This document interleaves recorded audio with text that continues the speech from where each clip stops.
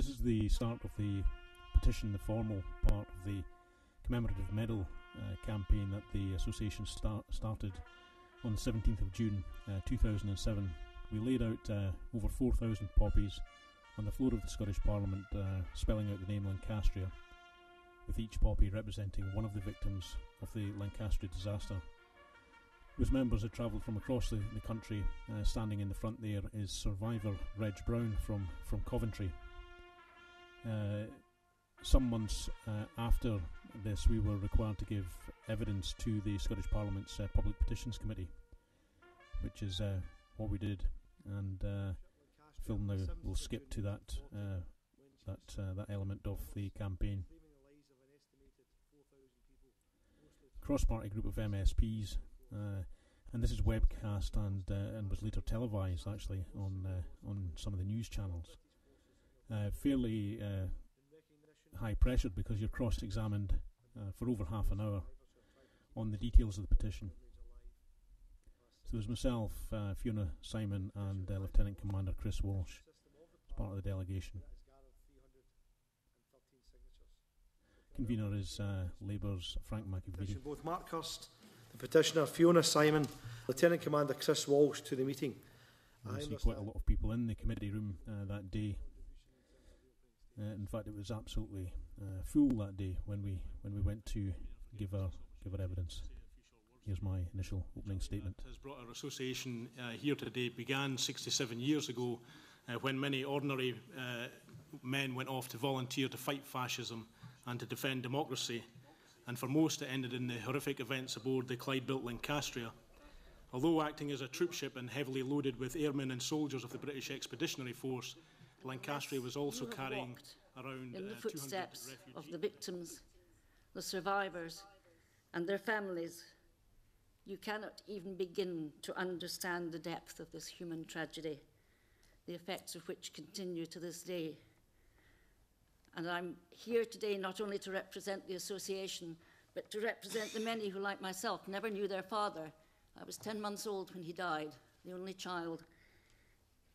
And on their behalf, I'd like to add my heartfelt plea to all of you to acknowledge the sacrifice made 67 years ago by commissioning a commemorative medal and putting the record straight. They arrive home to be told that Mr. Churchill has forbidden them to mention what happened.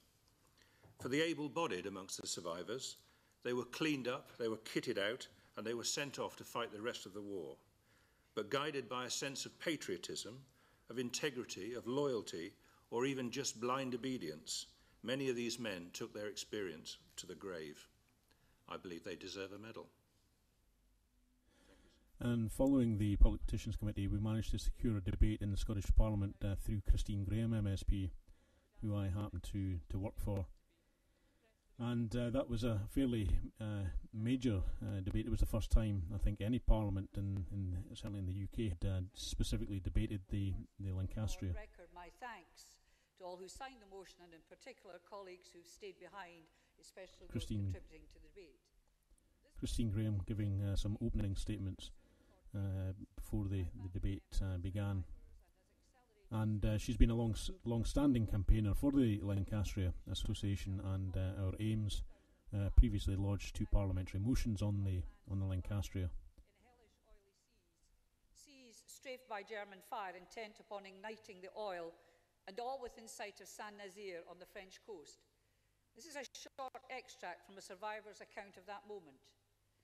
During this time, the enemy continued to strafe the men in the ship and in the water. They also began dropping incendiaries in an attempt to light the leaking oil.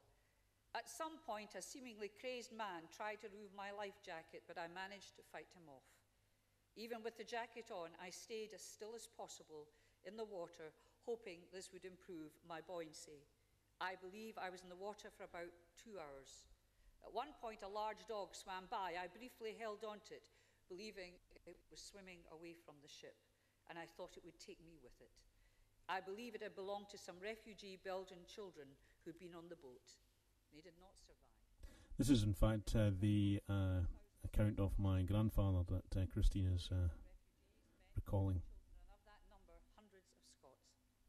I sent members a roll call of the Scottish dead, very important subject.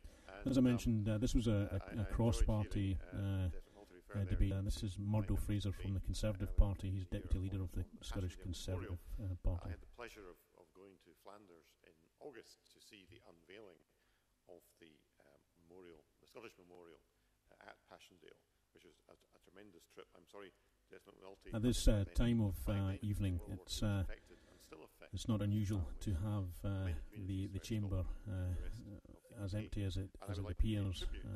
Members' debates in the Scottish Parliament are quite often like that. In endeavouring to make sure that all those on board the Lancastria at the time are remembered and honoured appropriately. Willie Kofi from the Scottish National Party. His friend's father was a survivor. And Joanne Lamont from the Labour Party. She was a former Veterans Minister in the previous administration. Can I say that in a previous life I was a Deputy Government Minister, and probably the thing that I was most proud of in that post was that I was the Veterans Minister. It was a huge privilege. We had a critical responsibility. Responsibilities lie with this Parliament to care for veterans, but also there was an important role in participating of the past. And I think it's so it wasn't just a mark of the kind of cross-party consensus that there has been in the Scottish Parliament, which is certainly absent from that which we've experienced in Westminster, that you can have a debate like this. With compassion and persistence, which I believe many of us could learn from. 1 minute, Colin. Stuart Maxwell to sum up. And finally, the Minister, Stuart Maxwell, got to his feet to respond on behalf of the Scottish Government. We had no indication at this point what he was going to say. Can I begin by congratulating, as other members have done, Christine Graham for securing this debate and for raising awareness within this chamber and across Scotland of the tragic loss of His Majesty's troopship Lancastria at Saint-Nazaire on 17th of June 1940 during the withdrawal of the British Expeditionary Force from France. Congratulations certainly go to Christine Graham and indeed the Lancastria Association, as other members have stated, for their work and their excellent campaigning on this issue. Christine Graham asked me whether or not I was willing to meet herself and representatives from the Lancastria We did in fact Association to discuss this matter. have a couple of meetings with Stuart Maxwell behind the scenes, lobbying him on this who have issue. given of the utmost sacrifice in our name and in defence of our nation. The Government is happy to support, therefore, the call and the motion for official recognition from the UK Government of this tragic event and awaits a response to the representations made to the UK Minister for Veterans in this regard. Deputy Presiding Officer, I am hopeful that we get a positive response from Mr Twigg, which gives due recognition to all the fallen from this terrible event. However, if not, then I can confirm today to colleagues that, in the light of the unique scale and the enormity of this particular disaster, this Government will act to put right years of neglect and lack of recognition by providing a commemorative medal for each Scot who gave the ultimate sacrifice in this tragedy. I believe that is the appropriate and the right action for this Scottish Government to take on behalf of the survivors and those who fell in the Lancastria disaster. I know. In fact, the Scottish Government did extend the medal to everyone, regardless of nationality.